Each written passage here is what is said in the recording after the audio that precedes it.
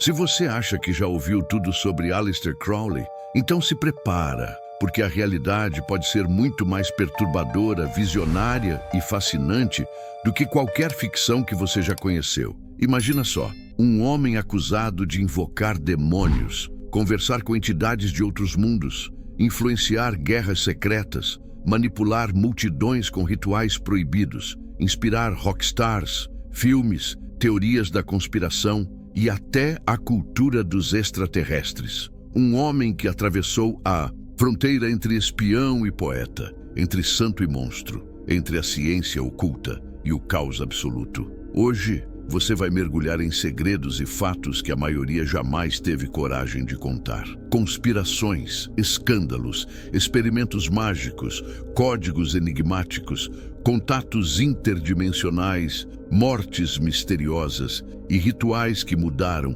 para sempre o rumo da história. Se prepara, porque você está prestes a entrar num verdadeiro labirinto de enigmas, onde nada é o que parece ser. E onde, talvez, a verdade seja ainda mais extraordinária do que o próprio mito. Mas nem tudo foram glórias na vida desse gênio controverso. Crowley também enfrentou momentos de depressão profunda, pobreza extrema e desilusão espiritual. Por isso, eu estruturei esse vídeo documentário em capítulos, para você poder explorar, estudar e revisitar quando quiser. Mas confia em mim, você não vai querer perder nenhum detalhe dessa jornada. Não pisca, não pula. Cada fragmento desse vídeo pode reescrever tudo o que você pensa sobre magia, poder e a verdadeira história do século XX. Esse conteúdo é fruto de anos de pesquisa e estudo. Não estou aqui para gerar polêmica. Busco sempre respeitar todas as tradições, crenças e ideologias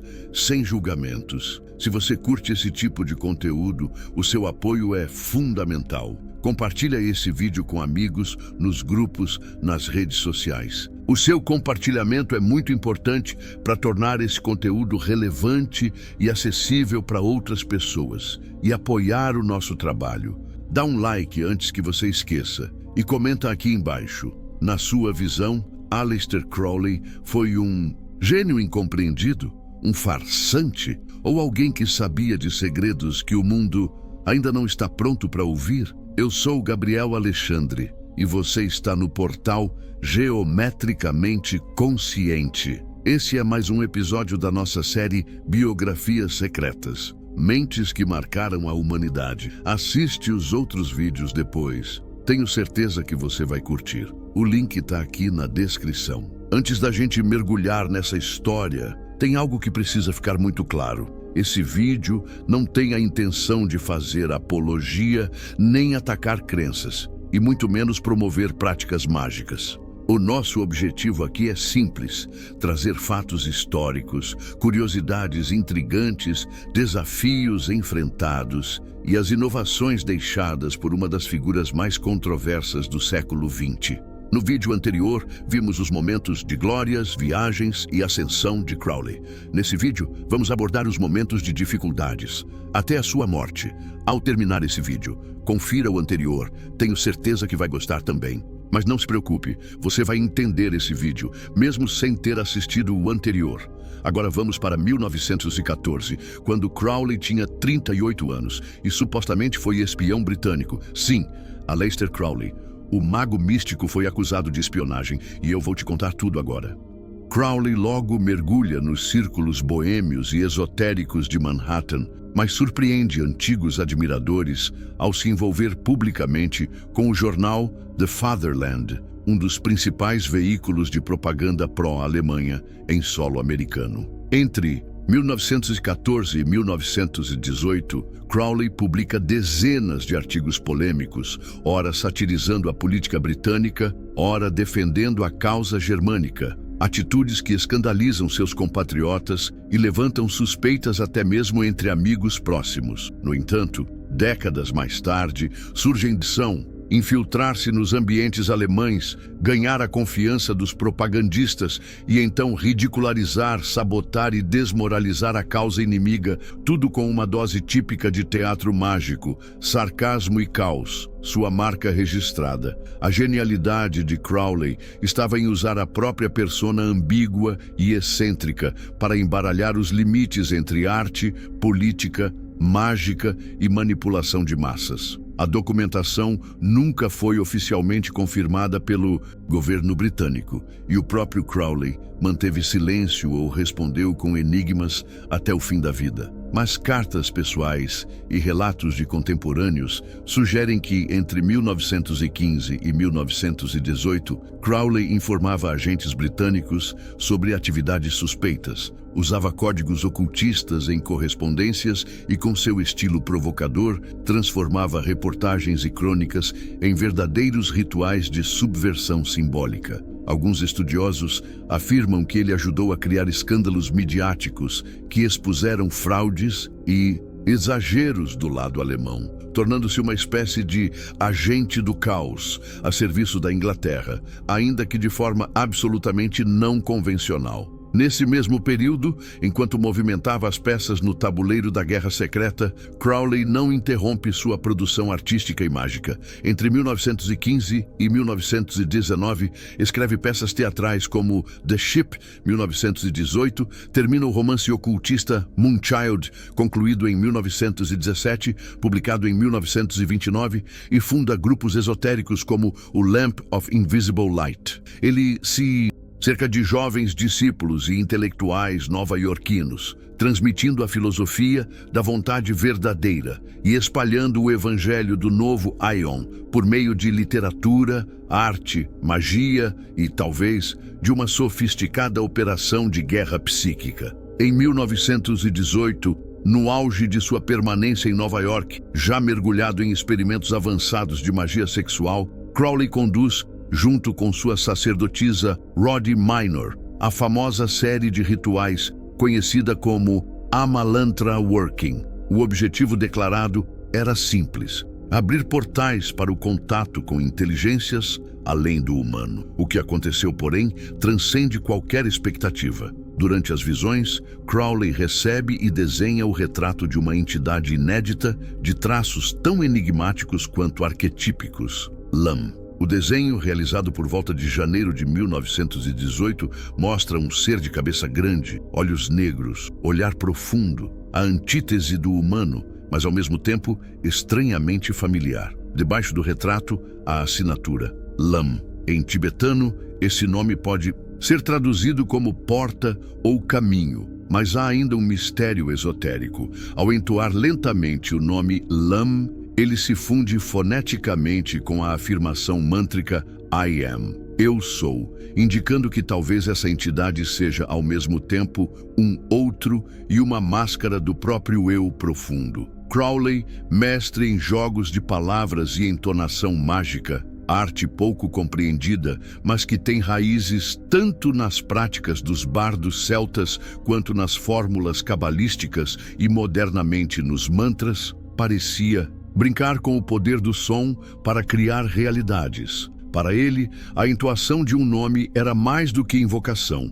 era experimentação direta do arquétipo, fusão entre identidade e alteridade, sombra e luz. Por isso, muitos estudiosos contemporâneos sugerem que Lam poderia ser, em última instância, uma manifestação do próprio Crowley num outro nível de consciência, um avatar da vontade cósmica, ou até mesmo um espelho do inconsciente coletivo, o que liga profundamente o episódio ao eterno debate sobre Aiwass. A relação entre Lam e Aiwass nunca foi inteiramente decifrada. Para alguns, Lam é uma porta para a mesma corrente praeter-humana que transmitiu o livro da lei. Para outros, é um guardião do limiar, um interface com inteligências enoquianas, ou mesmo um precursor arquetípico do que décadas depois seria chamado de Greys, os extraterrestres das narrativas ufológicas modernas. O certo é que, a partir do Amalantra Working, o magista moderno ganhou uma nova chave, a percepção de que o contato com entidades, seja Aiwass, Lam ou outros, não é nunca um fenômeno objetivo simples, mas uma experiência que desafia as fronteiras entre o real, o simbólico e o psicológico. Assim, antes de retornar à Inglaterra em 1919, Crowley já havia aberto portas que influenciariam não só o ocultismo do século XX, mas também a cultura pop, a ufologia, a psicologia profunda e o imaginário coletivo do pós-guerra. E para você, o que é mais inquietante? Imaginar que há entidades de fora nos observando, ou que ao invocá-las, na verdade estamos apenas tocando as camadas mais profundas e desconhecidas do nosso próprio ser? Como pode uma pessoa ter desenhado um ser tão parecido com os relatos do extraterrestre Gray 28 anos antes do primeiro caso oficial registrado de contatos com naves alienígenas, que seria o caso de Roswell? Mas como explicar que Crowley, em 1918, tenha desenhado o retrato de Lam, uma entidade de olhos grandes e crânio alongado, assustadoramente similar à iconografia dos Greys, quase 3 décadas antes do primeiro grande caso oficial de contato alienígena, o célebre incidente de Roswell, ocorrido em julho de 1947? Curiosamente, no mesmo ano do evento de Roswell, também no mesmo ano da morte de Crowley, ocorriam nos Estados Unidos rituais dedicados à invocação de Lam, conduzidos por discípulos de Crowley, como Jack Parsons, Marjorie Cameron e Kenneth Grant. Esses trabalhos, conhecidos como Babylon Working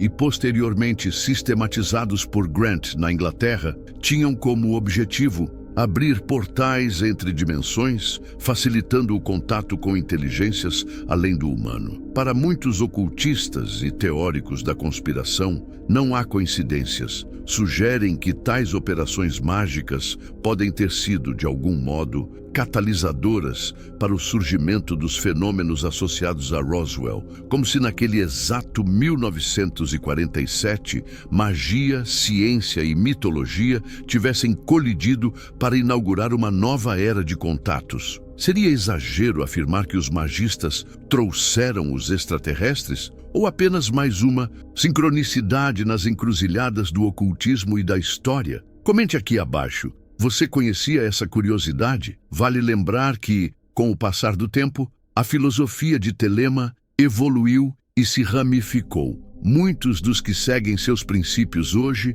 o fazem de maneira mais ética, consciente e alinhada às leis de seus países. Para esses praticantes, a máxima "faz o que tu queres" não é um convite à libertinagem, mas sim à descoberta da verdadeira vontade, um caminho de autorrealização e responsabilidade espiritual. Existem grupos que adotam o Libera Vel Legis, o livro da lei, como fundamento filosófico central, mas que se distanciam da figura de Aleister Crowley, rejeitando seus excessos pessoais ou certas práticas polêmicas. Para eles, Crowley foi apenas o mensageiro, um profeta imperfeito, mas necessário, que trouxe ao mundo uma revelação válida. Um paradoxo curioso, sim, mas comum no campo espiritual. Assim como há cristãos que rejeitam a igreja, há telêmitas que aceitam a lei, mas não o homem. E no fim das contas, talvez esse seja o maior sinal de que Telema está viva,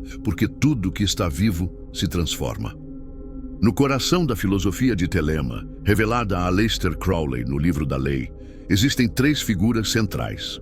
Mas, atenção, elas não são apenas deuses no sentido tradicional. São princípios cósmicos e psicológicos de profunda riqueza simbólica, Nuit Hadith, e, em seu desdobramento, Ra-Hur-Kuit e Hur-Paar-Kraat. Entender essas forças é essencial para compreender o espírito da magia telêmica e o que a diferencia das tradições religiosas convencionais. Nuit é o princípio do infinito, a deusa do céu estrelado. Ela simboliza todas as possibilidades, o espaço ilimitado, o útero cósmico onde tudo pode acontecer.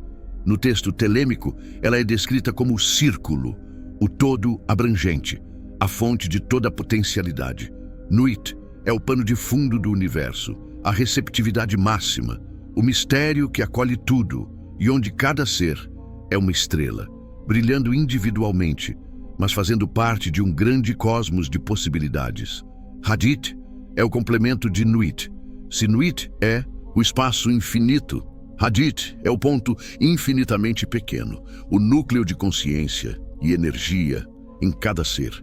Ele simboliza o fogo interior, a experiência subjetiva, a centelha divina que existe dentro de cada um de nós. Enquanto Nuit é o céu, Hadith é o centro, o impulso, o desejo de buscar, experimentar, amar e conhecer. Hadith representa a presença viva, a chama da vontade verdadeira que anima toda a existência. E quando esses dois princípios se unem, surge Ra-Hur-Khuit, ou Horus, na forma do Senhor da Força e do Fogo. Ele é o resultado da união entre Nuit e Hadith, o Filho, a energia ativa, a manifestação da vontade, o guerreiro espiritual do novo Aion. É ele quem encarna a coragem de agir, de transformar e de afirmar a própria verdade no mundo. Em contraste, temos Hur-Par-Kraat, também conhecido como Harpócrates, o lado oculto, silencioso e interior de Horus, o deus da criança silenciosa, símbolo do potencial não manifesto, da pureza e do mistério interior. Ambos são faces do mesmo princípio. Ra-Hur-Khuit expressa o poder manifesto, Hur-Par-Kraat, o poder latente. De forma simples, pensa assim: Nuit é o céu noturno cheio de estrelas, tudo o que pode ser. Hadith é a centelha de consciência única que existe dentro de você. E juntos, eles geram Ra-Hur-Khuit e Hur-Par-Kraat, o poder de viver sua própria verdade, de agir com autenticidade, mas também de silenciar e cultivar seu potencial interior. Comparando com outras tradições, na Cabala, Nui lembra o conceito de Ein Sof, o infinito. Hadith é como a centelha divina da alma, e Ra-Hur-Khuit seria o equivalente a Tiferet, o sol central do sistema cabalístico, o ponto onde a consciência individual encontra sua expressão plena. No hinduísmo, Nuit se assemelha à deusa cósmica Shakti, Hadith ao princípio de Shiva como consciência pura, e Ra-Hur-Khuit, a manifestação de uma nova criação, como Ganesha ou Skanda, os filhos divinos. Minumun, cristianismo esotérico. Nui poderia ser vista como o Pai, o infinito. Hadith como o Filho interior, Cristo em nós, e Ra-Hur-Khuit como o Espírito Santo, manifestado na ação e na transformação do mundo. Assim, Telema nos oferece um verdadeiro mapa simbólico do ser humano. Cada pessoa é ao mesmo tempo parte do infinito, possuidora de uma centelha única e chamada a manifestar sua vontade autêntica, vivendo o mistério da existência de forma criativa, consciente e livre. Entre 1915 e 1918, aos 40 a 43 anos, Crowley escreve o Liber Aleph, uma série de cartas filosóficas e instrutivas ao seu discípulo Frater Achad, que se tornaria um dos textos centrais do pensamento telêmico. Escreve ainda Amrita, diário detalhado sobre práticas de yoga e êxtase místico, e publica novos volumes da Equinox, solidificando sua reputação de escritor incansável e magista inovador. Em 1919, aos 44 anos, Crowley retorna à Inglaterra com reputação ainda mais polêmica, mas com uma obra consolidada e o nome eternizado no ocultismo mundial. Suas ideias já cruzavam oceanos e idiomas, inspirando ocultistas e artistas do Velho e do Novo Mundo. Entre os admiradores estava o jovem Fernando Pessoa, em Portugal, que nas décadas seguintes se corresponderia com Crowley e, em 1930, protagonizaria ao seu lado o lendário episódio que tentou forjar a própria morte em Cascais, um golpe de mestre que, além de chocar a imprensa internacional, alimentou ainda mais o mito da besta e selou o encontro entre dois dos maiores ícones do esoterismo moderno. O que quase ninguém sabe é que esse desaparecimento não foi apenas uma brincadeira de mau gosto. Há quem diga que foi parte de um ritual cuidadosamente planejado. Fernando Pessoa, além de poeta, era um profundo conhecedor de astrologia, simbolismo e ocultismo. Ele e Crowley teriam combinado a farsa como parte de uma encenação mágica, realizada em locais cheios de significado esotérico em Lisboa, como o Mosteiro dos Jerônimos e a Torre de Belém, lugares ligados à Ordem dos Templários e a antigas tradições secretas. A escolha da Boca do Inferno, com seu nome dramático e sua paisagem quase sobrenatural, não foi por acaso. Para muitos estudiosos, aquilo foi um teatro ritual, uma morte simbólica para invocar forças ocultas do passado, ativar antigas energias e renascer com um novo poder. Um gesto típico de quem via a própria vida como uma espécie de ritual alquímico, um caldeirão de experiências. Um cientista metafísico, Fernando dizia que Crowley encarnou o arquétipo de Hermes, o mensageiro trapaceiro, entre 1910 e 1919. Essa década tão tumultuada quanto brilhante, Aleister Crowley escreveu e publicou mais de 15 obras fundamentais para o ocultismo moderno, consolidando seu nome como um dos autores mais prolíficos e controversos de sua geração. Entre suas publicações mais notáveis desse ciclo destacam-se diversos volumes da revista The Equinox, volume 1, números 5 a 10, lançados entre seus 35 e 39 anos, incluindo instruções mágicas, diários de práticas e tratados de yoga. O enigmático The Book of Lies, 1913 aos 38 anos, texto central para a magia sexual e para a OTO, a peça teatral The Ship, 1918 aos 43 anos. O romance esotérico Moonchild, concluído em 1917 aos 42 anos e publicado em 1929. E o instrutivo Liber Aleph, composto entre 1917 e 1918 aos 42 e 43 anos, publicado póstumamente. Além destes, Crowley redigiu inúmeros pequenos manifestos, diários, ensaios políticos e textos ritualísticos como Liber 15, Missa Gnóstica, 1913 aos 38 anos, além do experimental Amrita, seu diário sobre êxtase místico e práticas de yoga,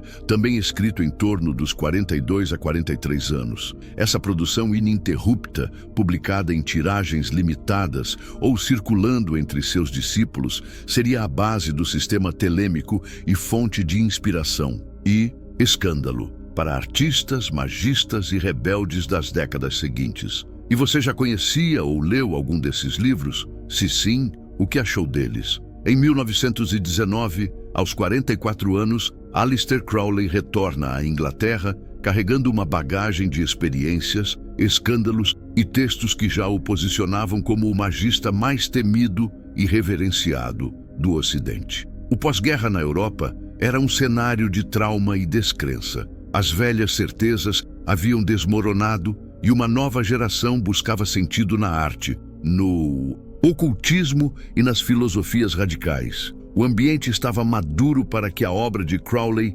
encontrasse eco e também para que sua figura se tornasse cada vez mais objeto de fascínio e ódio. A genialidade de Crowley não se limitou à fundação de ordens ou à escrita de tratados. Ele foi o primeiro a criar, no Ocidente, um método de magia integral e moderno, combinando a precisão quase científica do laboratório com a profundidade simbólica dos antigos rituais. Sua maior inovação talvez tenha sido tornar a experimentação e o autoconhecimento os verdadeiros motores da evolução espiritual. Para Crowley, a prática mágica exigia registro rigoroso. O diário mágico se tornou seu principal instrumento, onde cada êxtase, falha, sonho ou insight eram analisados com honestidade implacável, quase como um experimento psicológico. Ele introduziu técnicas de yoga, respiração, concentração, visualização e associou tudo isso a práticas cabalísticas, planetárias e alquímicas, abolindo a separação entre Oriente e Ocidente. Foi pioneiro ao tratar o sexo como chave mágica, retirando-o do tabu e transformando-o em método de autotransformação. reformulou rituais, adaptou antigos símbolos, testou hipóteses, tudo sob o princípio de que a fé cega deveria ser substituída por autopesquisa constante. Essa abordagem fez da magia um caminho para pessoas de qualquer origem, influenciando da Wicca a magia do caos, do esoterismo científico à psicologia transpessoal. Por tudo isso, Crowley é visto não apenas como figura polêmica, mas como o grande divisor de águas. Foi ele quem abriu as portas para a magia moderna, atualizando o passado e desafiando gerações futuras a buscarem, acima de tudo, a verdadeira vontade. Ele descentralizou grande parte do conhecimento ocultista e popularizou, investindo grande parte da sua fortuna em ordens e conhecimentos secretos. Durante sua vida, ele ganhou pouco dinheiro com suas obras, e grande parte do seu reconhecimento e popularidade veio após a sua morte. Entre 1920 e 1923, dos 44 aos 47 anos, Crowley inicia talvez o capítulo mais lendário e controverso de sua vida, a fundação da Abbey of Thelema, em Cefalù, na Sicília. Inspirado pelos mosteiros renascentistas e pelo Abbaye de Thélème, descrito por Rabelais, Crowley imaginou ali um espaço de vivência total da lei de Telema. Faze o que tu queres, há de ser tudo da lei. O local rapidamente atraiu artistas, escritores, magistas e aventureiros de várias partes do mundo, ávidos por participar do experimento radical de liberdade, autoconhecimento e rituais mágicos. A rotina na Abbey of Thelema era intensa e caótica. Todos os dias começavam com práticas de yoga, meditação, diários mágicos, estudos de cabala e sessões de invocação. Crowley, agora com 45 e 46 anos, liderava rituais telêmicos, promovia exercícios de magia sexual e incentivava a autoexpressão sem limites. Ali, também desenvolveu as versões finais da missa gnóstica, os rituais do Liber Resh e várias instruções mágicas que depois se tornariam pilares do ensino telêmico. O clima era de criatividade, mas também de tensão. Muitos habitantes sucumbiam ao abuso de drogas, à instabilidade emocional e às próprias sombras interiores. O ápice das polêmicas na Abbey ocorreu em 1923, quando o jovem poeta britânico Raoul Loveday morreu de disenteria, supostamente após beber água contaminada. O escândalo foi imediato. A mãe de Loveday, apoiada por jornais britânicos, iniciou uma campanha para expulsar Crowley da Itália. O próprio Benito Mussolini, então no poder, determinou a expulsão sumária de Crowley, que aos 47 anos deixa Cefalù e a Abbey of Thelema se desfaz, tornando-se uma lenda para a história do ocultismo moderno. Após a dissolução da Abbey of Thelema, um novo capítulo se abriu na trajetória de Crowley no ocultismo internacional. Com a morte de Theodore Roos em 1923, Crowley finalmente assume o cargo máximo da Ordo Templi Orientis, OTO, sendo reconhecido oficialmente como Outer Head of the Order, OHO, o líder mundial da ordem. Sob sua liderança, a OTO passou por uma profunda reforma. Os rituais foram revisados à luz da filosofia telêmica. A missa gnóstica foi adotada como ritual central e a sexualidade sagrada tornou-se um dos pilares da iniciação. Crowley expandiu a influência da ordem por toda a Europa e América, consolidando a OTO como principal sociedade telêmica do mundo e um dos seus maiores legados ao esoterismo moderno. E você aceitaria viver na Abbey of Thelema? Olha, eu não teria coragem, não viu?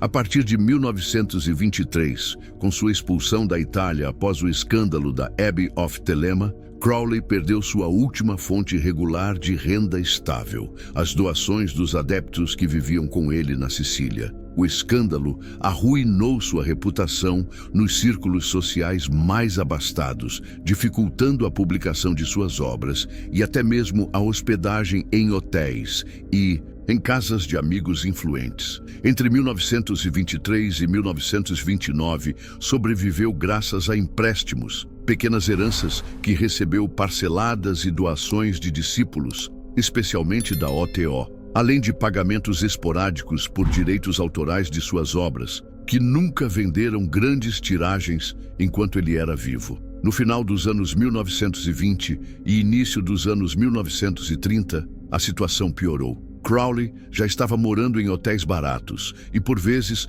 era despejado por falta de pagamento. Chegou a vender pertences pessoais, manuscritos originais e até móveis antigos para pagar refeições. Nesse período, Crowley pagou por todos os seus excessos, enfrentando problemas de saúde, depressão e desilusão. Crowley sempre foi um homem de extremos. Muitos criticam seu estilo de vida. Alguns dizem que ele foi uma espécie de cientista louco que usou a própria vida como um grande experimento mágico, sem se importar muito com as consequências da sua busca. O fato é que o conhecimento mágico exige muita responsabilidade, Crowley. Foi uma figura polêmica, excêntrica, mas é inegável a sua influência no esoterismo. No início dos anos 1930, dos 55 aos 60 anos, Crowley vive em Paris e Berlim, frequentando cafés, círculos artísticos e ocultistas. Publica Magic in Theory and Practice, 1930, uma de suas obras-primas e referência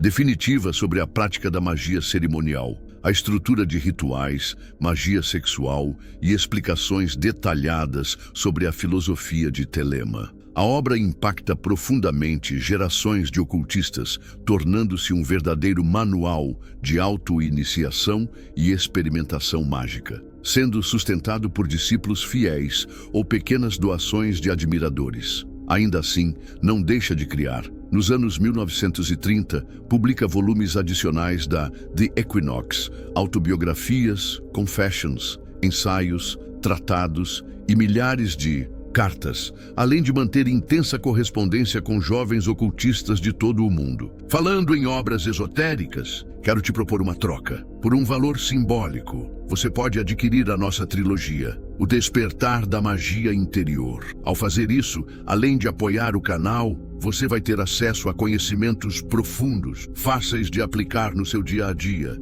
e com um potencial real de transformação. E tem mais, a trilogia está disponível em 3 formatos: leitura, áudio e meditação guiada. Tudo para você baixar e acessar onde e quando quiser, no seu ritmo, do seu jeito. Ah, e claro, você ainda tem 7 dias de garantia para pedir reembolso, caso não goste. Tudo isso no primeiro link da descrição. O mundo. A partir de 1935, com cerca de 60 anos, Crowley retoma o contato com a OTO Internacional, colaborando com Carl Germer, Frater Saturnus e auxiliando na consolidação da Ordem como a principal sociedade telêmica do mundo. Escreve cartas, revisa rituais, orienta discípulos e supervisiona a publicação de edições novas de seus textos centrais. A influência de Crowley se estende para além da Europa. Discípulos nos Estados Unidos, América do Sul,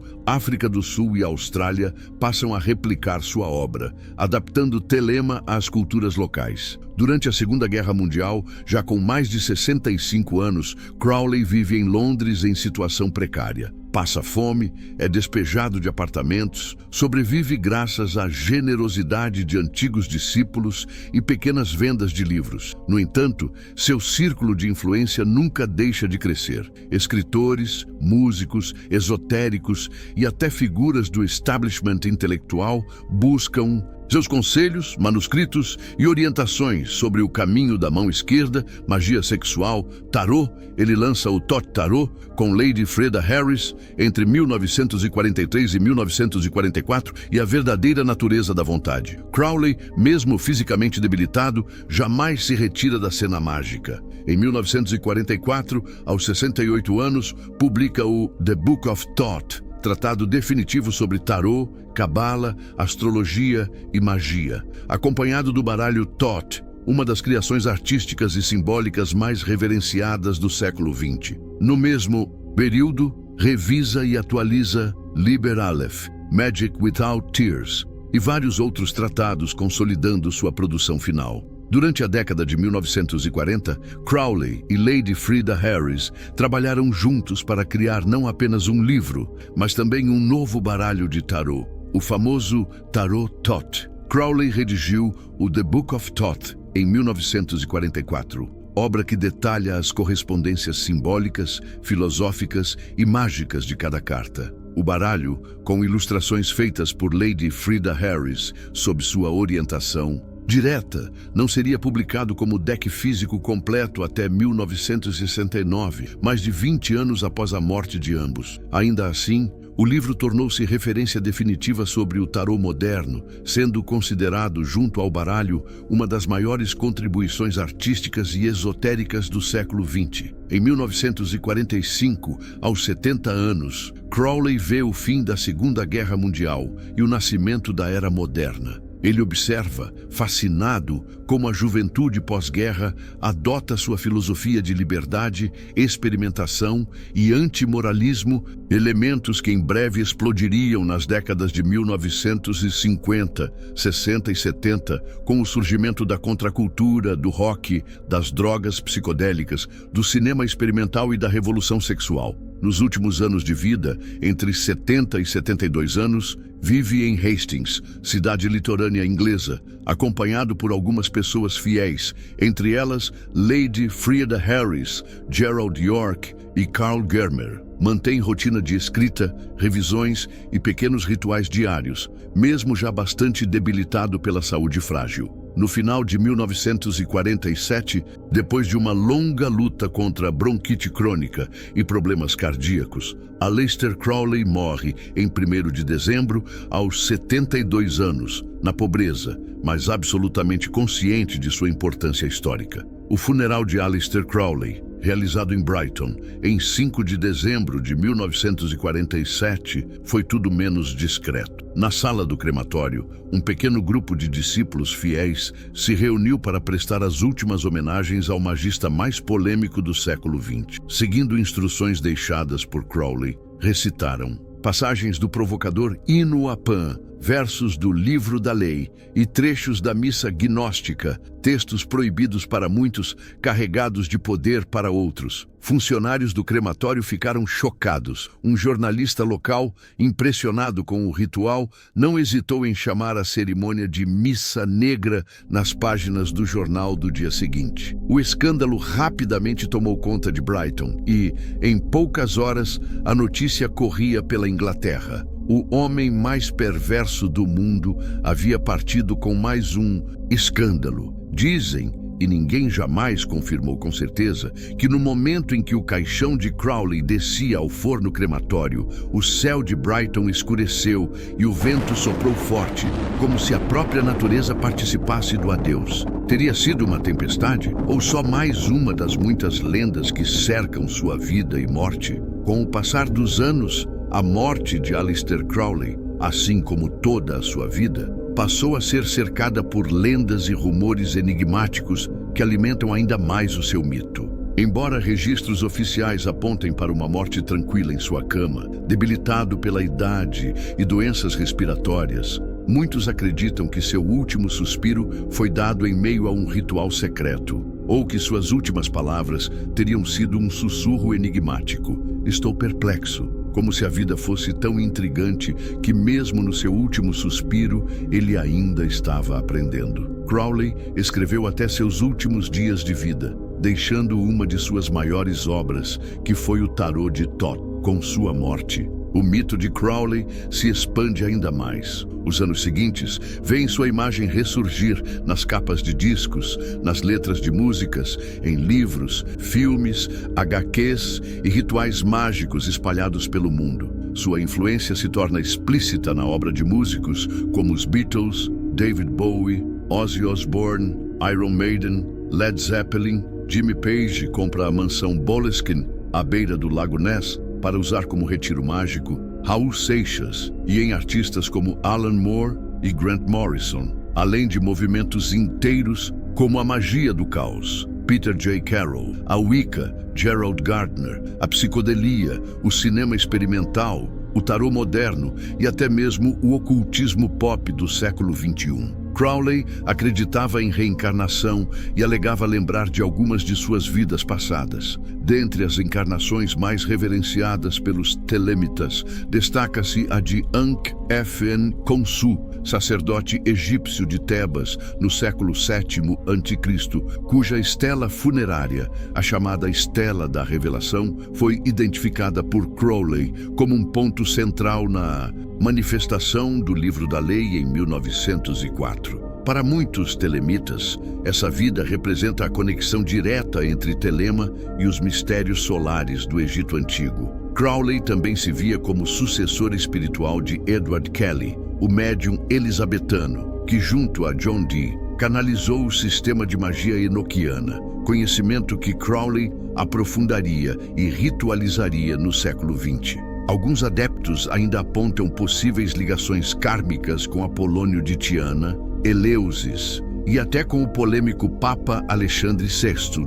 Em alguns momentos também alegou ser reencarnação de Eliphas Levi, associando cada encarnação a um aspecto da busca pelo domínio espiritual, pela quebra de dogmas e pela vivência do sagrado fora das instituições. As sociedades telêmicas e a OTO seguem ativas, influenciando gerações de magistas, escritores, músicos e buscadores espirituais. Os livros de Crowley, antes restritos a círculos secretos, são publicados em massa e estudados em universidades, templos, grupos de autoconhecimento e comunidades alternativas do mundo todo. A chegada de Telema ao Brasil está intimamente ligada à figura de Marcelo Ramos Mota, 1931-1987, considerado o verdadeiro pioneiro do movimento telêmico no país e uma das personalidades mais fascinantes e controversas do ocultismo nacional. Fascinado desde jovem por filosofia, literatura e misticismo, Mota entrou em contato com a obra de Aleister Crowley na década de 1950.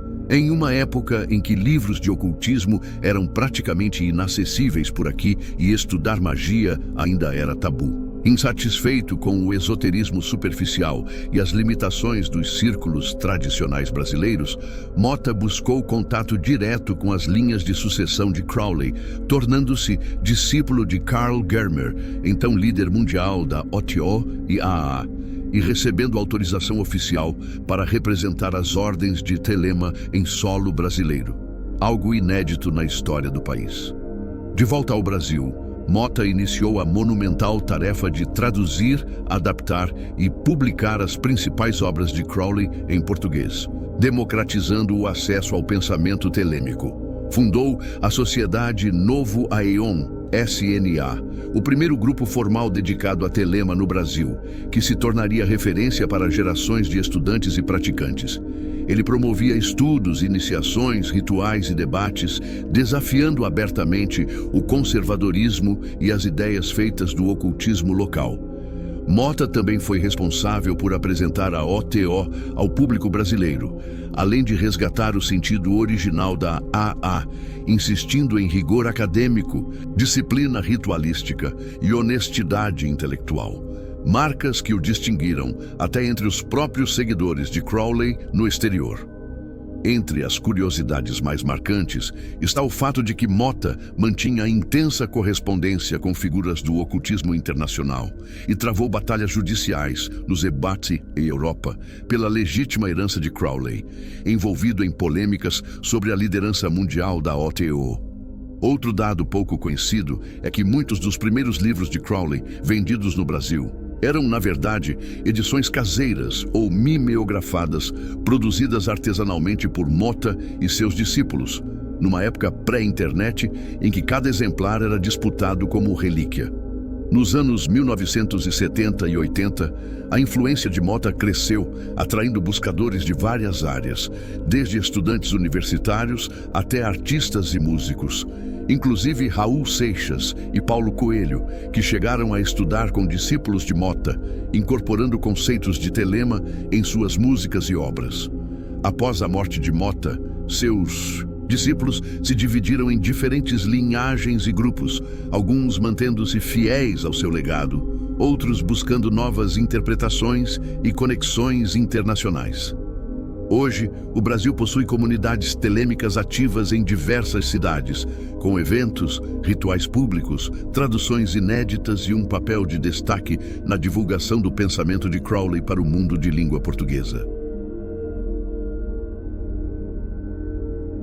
Entre 1920 e 1947, Aleister Crowley atravessou seu período mais maduro e produtivo como escritor, magista e sistematizador do ocultismo moderno. Foram dezenas de livros, tratados, diários e ensaios que consolidaram sua posição definitiva no cenário esotérico mundial. Logo após a Primeira Guerra Mundial, Crowley publica Diary of a Drug Fiend, 1922, aos 47 anos. Romance semi-autobiográfico sobre vício, magia e autotransformação. E conclui a monumental série Magic Book 4, uma verdadeira bíblia da magia cerimonial, reunida entre 1912 e 1929. Em The Equinox of the Gods, 1929, aos 54 anos, narra a origem de Telema e reafirma sua missão profética. Durante a década de 1930, Crowley aprofunda e populariza sua obra. Magic in Theory and Practice,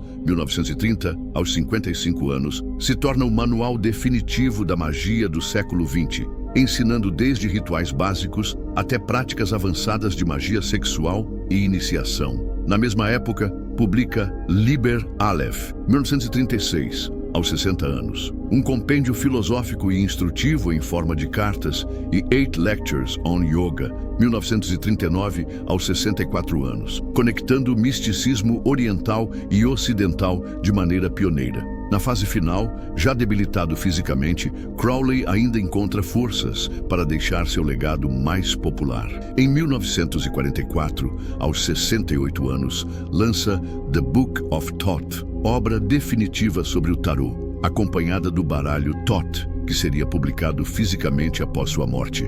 Durante os anos 1940, escreve também Magic Without Tears, respondendo de forma clara e didática às dúvidas de discípulos, texto que só seria publicado póstumamente, mas logo se tornaria referência de iniciação e autoaperfeiçoamento mágico. A importância dessas obras é imensa. Elas formam a base do ensino telêmico, consolidam a magia como caminho de autoconhecimento e experimentação, e inspiram buscadores até hoje, dos estudiosos tradicionais aos artistas, músicos e rebeldes culturais do século XXI. Com sua morte, o nome Crowley já estava definitivamente ligado à reinvenção do esoterismo, ao tarô moderno, à magia sexual, à ideia de vontade verdadeira e à ousadia de transformar a vida em mito. O hexagrama unicursal, popularizado por Aleister Crowley, representa uma das inovações mais marcantes da alta magia moderna.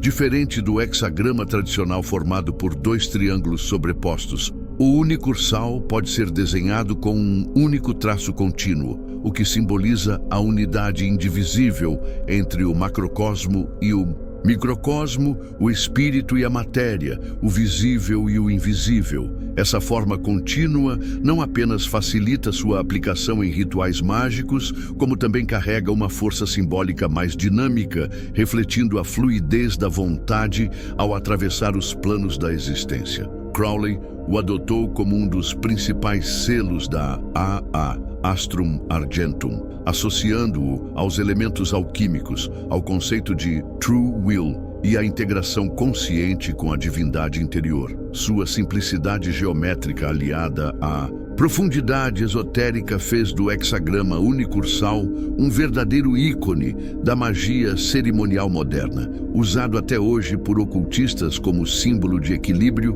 poder e autodomínio. Ao longo de sua vida, Aleister Crowley escreveu mais de 80 livros e centenas de textos ritualísticos, filosóficos, poéticos e mágicos, formando um dos acervos mais vastos e influentes da história do ocultismo moderno. Além disso, fundou ou reformulou ordens esotéricas que seguem ativas até hoje. A AA, Astrum Argentum, voltada ao autoconhecimento e ao contato com o sagrado anjo guardião. A Ordo Templi Orientis, OTO, da qual assumiu o comando mundial, integrando nela os princípios de Thelema e a lendária Abbey of Thelema, na Sicília, uma comunidade que buscava viver a liberdade espiritual de forma plena. Antes disso, foi iniciado na Hermetic Order of the Golden Dawn, onde começou sua trajetória iniciática. Vale lembrar que Thelema hoje se tornou uma filosofia espiritual totalmente diferente dos preceitos de Crowley, com ênfase no desenvolvimento espiritual do ser humano como um todo, dentro dos próprios limites. Hoje, os tempos são outros e muita coisa mudou desde a sua morte. Embora jamais tenha sido reconhecido pela maçonaria regular inglesa, Aleister Crowley teve uma ligação real e significativa com a maçonaria esotérica. Em abril de 1904, foi iniciado de forma não convencional nos 3 graus simbólicos, aprendiz, companheiro e mestre, por uma loja irregular em Paris, ligada à grande Loja Nacional Francesa, um ambiente mais aberto a experimentações ocultistas. Para Crowley, mais do que rituais sociais, os símbolos maçônicos eram portais para o autoconhecimento e o poder espiritual. Essa relação se aprofundou em 1913, quando ele foi elevado aos graus superiores do rito de Memphis Mizraim por Theodore Royce, líder da Ordo Templi Orientis, OTO. Este rito, marcado por influências egípcias, alquímicas e herméticas, oferecia uma abordagem mística à maçonaria e serviu como base estrutural para a reforma que Crowley aplicaria na OTO, ao fundir os ensinamentos maçônicos com sua filosofia de Thelema, práticas de magia sexual e iniciação espiritual. Assim, mesmo fora da maçonaria oficial, Crowley transformou sua herança simbólica em um sistema esotérico totalmente novo, uma maçonaria da alma, onde cada grau representava um estágio real de ascensão da consciência. Entre 1913 e 1947, Crowley continuou recebendo graus esotéricos, títulos e cargos honorários em ordens consideradas irregulares, mas nunca foi aceito ou reconhecido pelos grandes corpos maçônicos ingleses, franceses ou americanos. A influência de Aleister Crowley no mundo das artes, da música e da cultura popular não foi mero acaso. Ela decorre da natureza profundamente transgressora, simbólica e libertadora de sua filosofia. Ao propor que cada ser humano deve descobrir e viver sua vontade verdadeira, Crowley ofereceu uma alternativa radical às normas morais, sociais e religiosas do seu tempo. Exatamente o tipo de ideia que ressoa com artistas, músicos e escritores que desafiam o status quo. Sua fusão entre magia, erotismo, psicodelia, simbolismo e espiritualidade individual deu origem a uma estética nova, mística e rebelde ao mesmo tempo. Suas frases enigmáticas caíram como uma luva nas gerações posteriores que vinham de um mundo de guerras e crises, influenciando até o movimento hippie com a lei do amor sob vontade e faça o que tu queres. O legado inovador de Aleister Crowley no ocultismo não se limitou à sua própria obra ou à filosofia de Thelema. Ele foi um verdadeiro catalisador de novas ideias e práticas, inspirando diretamente pessoas e ordens que criaram caminhos próprios dentro da magia ocidental. Por exemplo, Gerald Gardner, fundador da Wicca, estudou rituais e textos de Crowley, incorporando elementos telêmicos em sua tradição, o que ajudou a Wicca a se tornar o maior movimento neopagão do mundo. Israel Regardie, que trabalhou diretamente com Crowley, sistematizou e modernizou os rituais da Golden Dawn, tornando-os acessíveis a uma nova geração de magistas. Jack Parsons, engenheiro e pioneiro da exploração espacial, ex-funcionário da NASA, aplicou a magia sexual ensinada por Crowley e foi responsável pelo Babylon Working, uma das operações mágicas mais comentadas do século XX. Kenneth Grant, discípulo próximo, desenvolveu o ramo Typhonian da OTO, integrando influências orientais, magia lunar e ufologia ao sistema telêmico. Já Austin Osman Spare, que se relacionou com Crowley, acabou fundando os princípios da chamada magia do caos, onde a experimentação, a liberdade criativa e o uso de sigilos se tornaram centrais. Até mesmo Lon Milo Duquette, autor contemporâneo e educador mágico, reconhece Crowley como principal influência para unir tarô, cabala e práticas modernas. Raul Seixas, no Brasil, foi um dos músicos mais influenciados por Aleister Crowley. Ao lado do escritor Paulo Coelho, Raul estudou telema, praticou rituais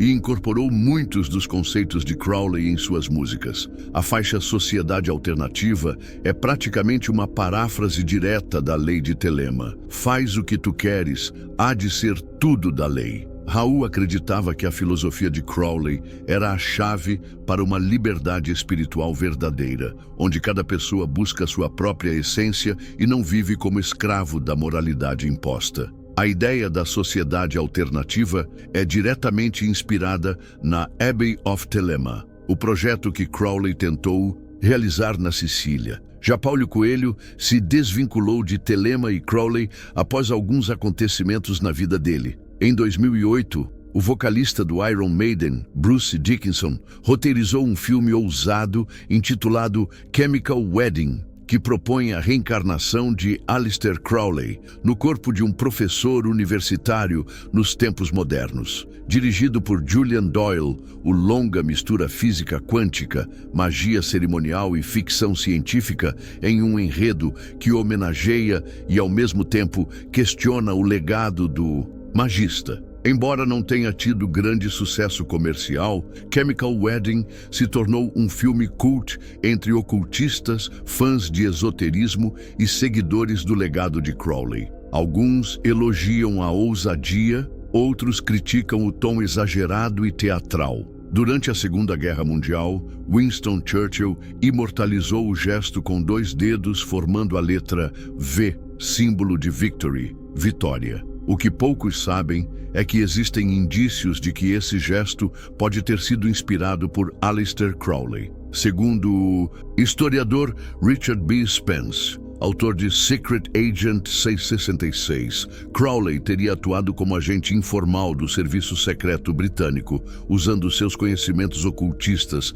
em estratégias de guerra psicológica. Um desses conhecimentos seria o uso mágico do gesto em V, que para Crowley não era apenas um sinal de vitória, mas um símbolo cabalístico de poder, banimento e resistência energética. Não há provas diretas de que Churchill e Crowley se encontraram, mas há fortes indícios de que ocultistas próximos ao gabinete britânico, como Dennis Whitley, serviram de ponte para essa ideia simbólica. E, de fato, o próprio Churchill nunca explicou a origem mágica do gesto. Quando Crowley escreveu "Amor é a lei, amor sob vontade", ele não falava só de romance ou paixão, mas de um amor mais amplo, quase universal, um sentimento de aceitação e respeito por si mesmo, pelo outro e pelo próprio caminho de cada um. Amor sob vontade significa que o verdadeiro amor precisa estar alinhado com aquilo que você realmente é e deseja ser, com sua missão única no mundo. Não é um amor cego ou destrutivo, mas um amor consciente, guiado pela sua verdadeira vontade, ou seja, pelo seu propósito mais profundo. Já a frase "todo homem e toda mulher é uma estrela" mostra o quanto Crowley acreditava na singularidade e no valor de cada pessoa. Assim como cada estrela tem seu brilho próprio no universo, cada indivíduo tem seu próprio caminho, seu papel e sua luz. Também vale lembrar que no ocultismo, o ser humano é visto como o próprio pentagrama, ou seja, o ser humano é literalmente uma estrela. A filosofia de Telema tem códigos e sentidos ocultos. Muitos apenas iniciados em tradições telêmicas são capazes de interpretar. E mesmo assim, muitos iniciados ainda compreendem errado muitos ensinamentos. Eis o grande paradoxo dos gênios. E você, o que achou disso tudo? Comenta aqui abaixo. Quero muito saber a sua opinião. Ficou alguma dúvida? Sugestões? Pode comentar que eu tô sempre de olho nos comentários. Quer saber mais alguma coisa sobre Crowley ou a biografia de outra pessoa? Quer algum vídeo em específico? Me conte aqui. Gostou desse vídeo? Dá like, salva ele em uma playlist para estudos futuros, compartilha para ajudar a tornar esse conteúdo relevante. Lembra de assistir a parte 1. Agora você pode apoiar o canal e ainda adquirir conhecimentos valiosos para a sua vida. Eu preparei, com muita dedicação, uma trilogia especial para você. Por um valor simbólico, você vai receber 3 e-books completos, 3 audiobooks e 3 meditações guiadas. O link está na descrição. Não vá embora agora. Se inscreve no canal e clique em nosso perfil. Tem outros vídeos esperando por você. Gratidão.